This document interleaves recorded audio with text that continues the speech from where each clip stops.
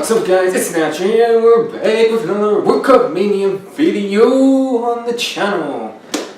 And in today's videos we're talking about the last game in Group A and Group B on match day 3, which we saw Uruguay versus Russia, who are fighting out for top of the group. Egypt played Saudi Arabia, who's going to finish bottom, pretty much who's not going to finish rock bottom in the group. And in Group B, we still had Spain, Iran and Portugal still fighting for who qualify, who will finish top of the group. And Morocco just want to get a point and score a goal to get some, we gotta go to the World Cup, the first World Cup, so something for them, something for the fans really. Subscribe to the channel and don't forget to click on that notification bell as well to know when my latest videos are coming up on the channel.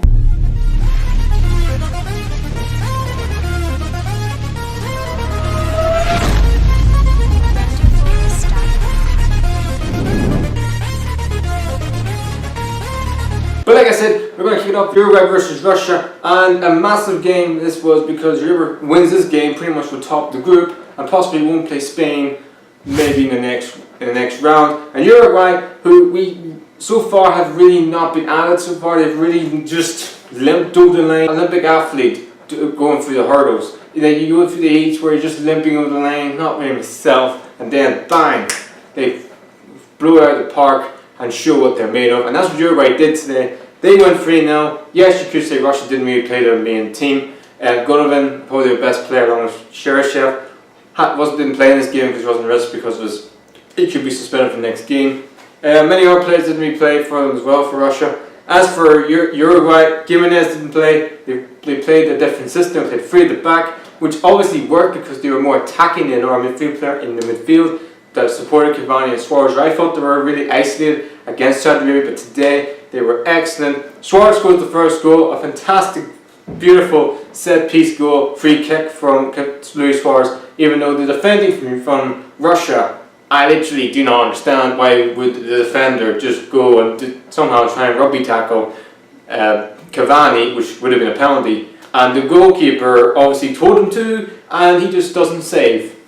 Don't know what he's thinking of, but anyway. Suarez scored the first goal. The second goal pretty much summed up Russia's performance. Like, there's a really good hit from the general striker from Uruguay. I probably can't pronounce his name, but there was no goal from Cheryshev, who's been the top performer in this World Cup. He scored 4 goals, and you count that one as no goal, so he doesn't get the top goal scorer. He won't get his 4th goal at the World Cup in terms of goal scoring for the Golden Boot. It's just his 4th goal by scoring an own goal. But it hit off him, it went in the net. I don't know what the defending was from Russia. They were all over the place from set pieces today.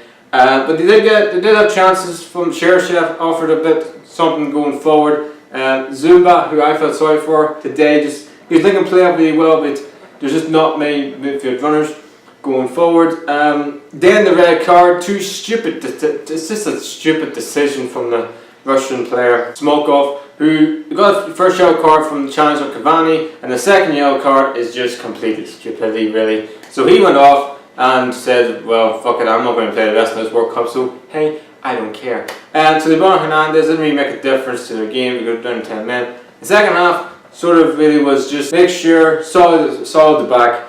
And Diego Dean, who I thought was outstanding today in this game. He's probably the starter player for them. I also thought Tornella, who was a really good player, like a couple of clubs in the Premier League and Europe, are really going to look at this guy from Sampdoria. He's played very well today. But Diego Dean, the leader that he is, he was excellent, and he almost scored in the last kick of the game. A really good set piece, bullet header from Diego Dean, and Cavani in the right place at the right time, as his top striker would do, puts it in the back of the net. 3-0, away hand for Cavani because he's really tried his hardest today to score goals. Suarez tried to chip him in for a goal, just couldn't get there. And the first game against Egypt, he had a really good free kick, just hit the woodwork. So he's bang unlucky this World Cup so far, but I'm really pleased he gets his first goal at the World Cup. A comfortable win for Uruguay, which that means they top the group and Russia will finish second. In the other game, Saudi Arabia get their first win at the World Cup, I think ever. It seems like ever, I might be wrong, but they win against Egypt 2-1. Mohamed Salah scored the first goal in this game. That's his second goal in the World Cup, which just goes to show why did Mohamed Salah not get any game time against Uruguay. Maybe not start against Uruguay, but at least give him some something in the game. They get them on the pitch for like 20-25 minutes to go. They get let go, and they could easily be through, but they didn't. Egypt played their oldest ever player ever, and the oldest ever player to ever play the World Cup. He saved a very good penalty from the Saudi Arabian player. Now people say it wasn't a penalty, but I thought it was. Hit his hand. I don't know why his hand is in that position anyway. So he saved it. Saudi Arabia got a second penalty in the game, and this one I think was a little bit harsh, but it could have went either way. But they gave him the decision. He stepped up, different penalty taker this time, and puts it in the net, 1-1. And at the end, Egypt were appalling in this game. They really did feel like, yeah, fuck it, we're going home. We don't give a shit. And stepped up, Saudi Arabia player, and puts it in the back of the net, 2-1. I'm really pleased for Saudi Arabia because they've been through a lot, really. They lost that 5-0 thumping against Russia. They had a terrible start to the tournament. Their plane caught fire. So they've really been so far not lucky. You could say they haven't got the rub of the green in this World Cup so far, but they get a World Cup. Pleased for them. Egypt bottom of the group and been bloody awful this World Cup. In Group B, it's just left who will qualify, who will face Uruguay and Russia in the next round. It will be Portugal and Spain. Portugal, we're going to check out this game. What a game this was. This is a massive game, pretty much who will qualify along with Spain.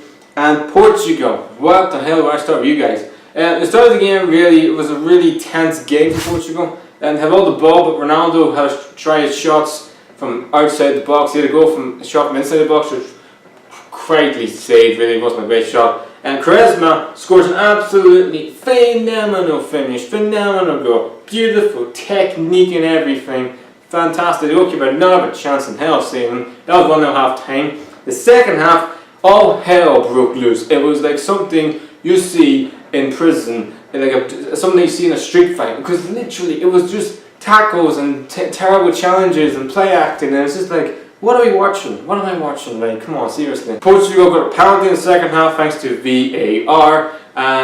Was it the right decision? I thought it was a penalty looking at it first time. For me it was. Yes, you could say Ronaldo leaned into it, you could say, but for me it was a penalty because putting his leg out in a penalty box, like, come on. You have to know, you know how, man. If you know Ronaldo is going to get any bit of contact, he's going to go down. Like, it's just mediocre from Saudi. It's mediocre from Iran defensively. And Ronaldo, you expect him to slot those penalties in. No, he misses. And by the way, people, there's so many Ronaldo fans have seen Ronaldo saying, "Oh, Messi may have missed the penalty. Ronaldo's the GOAT." Well, guess what? Ronaldo missed the penalty, and I tweeted out saying the Messi fans are going to go absolute bonkers, and they did. So shout out to you guys. You guys are fucking hilarious on Twitter. Anyway, Ronaldo missed the penalty just like Messi at this World Cup. Just go to show the two greatest players we probably see ever can still be human. Ronaldo also could have got sent off in this game from you could say a flinging elbow and arm in one of Iran's face, even though I think the Iran player makes the most of it, and I don't know why. I thought it went to VAR. I thought it was the right decision for me. I didn't think it was a red card, but it could have been a red card, so it was one of those 50-50 ones, and if it was a 50-50 one, for me, it's a yellow card. You can't give it a red card because it's a difficult one. But we would put in the comments down below, guys, if you thought it was a red card or a yellow card. And then at the end, fuck me, where did I start with this? Iran had a penalty. One of the Portuguese players sort of tries to hits the ball, the ball hits his hand, even though for me it's not a penalty, because where is the Portuguese player going to put his hand? He can't just seemingly cut his hand off. I mean, come on. I mean, it took them at least 5 minutes or 3 minutes to get this thing sorted, see if it was a penalty or not, even though the referee didn't give a penalty in the first place, and he's 12 yards away, straight looking at it, and he didn't give it. So why would you change your decision if you saw it and you didn't give it? I mean, come on, seriously. Like, VAR is supposed to be clear and obvious. That wasn't a penalty, and they give the penalty. Like,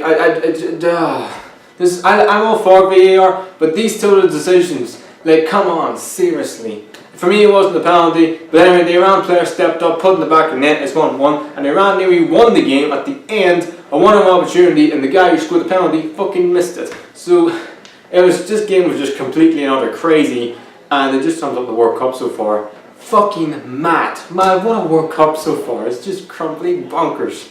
Anyway, the game ended 1-1. Portugal finished second in the group because Spain got a 2-2 draw against Morocco. Morocco got their first points and first goals of this tournament. But another game, this game as well as from Spain and Morocco, was just like the Iran versus Portugal game. It was also crazy. Piqué could have got sent off in the first 10 to 15 minutes of the match. Sergio Ramos does not know what the hell he was doing for defensive duties because Piqué just stood there when Iniesta gave him the ball, didn't do anything, and the fucking Moroccan player goes through on goal and puts it through down with his legs. 1-0 Morocco. Isco gets a goal back thanks to an amazing play from the greatest player, midfield player I've ever seen in Andres Iniesta. Then, in the second half, Morocco get a corner, and they're all over the place defensively, Spain. And a great bullet header from the Moroccan player because of 2-1. And then Isco Aspas makes it 2-2. It was offside at the start, then he looked at the VAR, and it was the right decision, and it was 2-2. What a game, what a crazy, crazy day it's been today in terms of all the World Cup matches. Complete bonkers, complete craziness.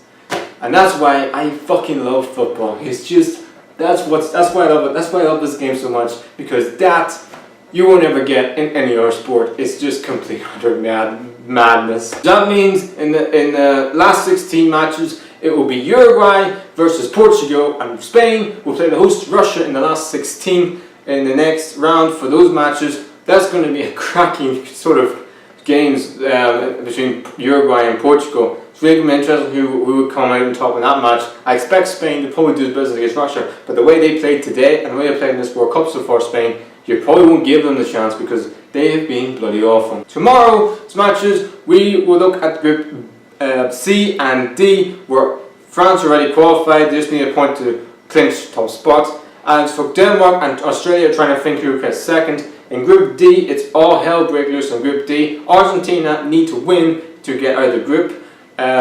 Croatia just need a point to clinch top spot. Iceland need to win, while Nigeria and Argentina need to draw. And Nigeria need to win, while Iceland need to draw. It's going to be a cracking day tomorrow, just like it's been today. Hope you guys are having a fantastic day, and hope you guys are all fucking buzzing. Please like, subscribe, the natural. We'll see you later.